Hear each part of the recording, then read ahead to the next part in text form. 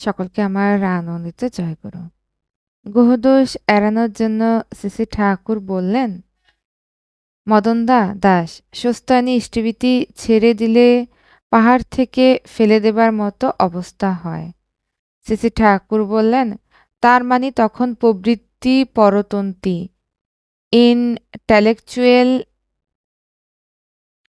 Obsession বুদ্ধিগত অভিভূতি হয়। Brain মস্তিষ্ক এইভাবে অভিভূত হলেই ডেঞ্জার বিপদ আসার সম্ভাবনা।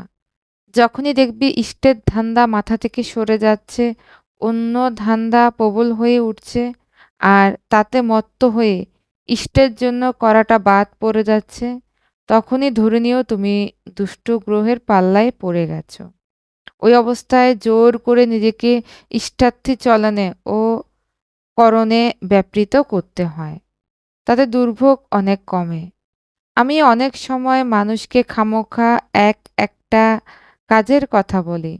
যখন যাকে যেটা করতে বলি, সব অসুবিধা সত্ত্বেও সে যদি তাই নিয়ে উঠে পড়ে লাগে, তাই নিয়ে যদি সবসময় দেহে মনে ব্যস্ত থাকে, তবে অনেক কাটান পেয়ে যেতে পারে।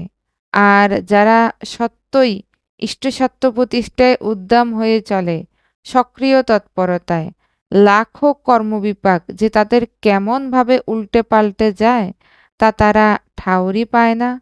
ঝড়ঝাপটা যে না আসে তা নয়, কিন্তু তা তাদের কাবু করতে পারে কমই।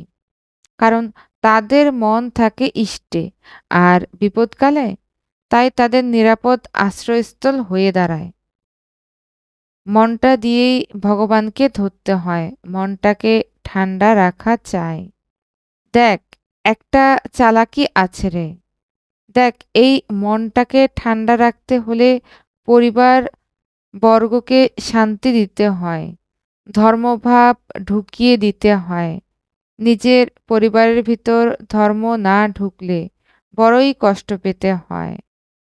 এতক্ষণ আলোচনা প্রসঙ্গ এবং শ্রী ঠাকুরের ভাববাণী থেকে আলোচনা করছিলাম।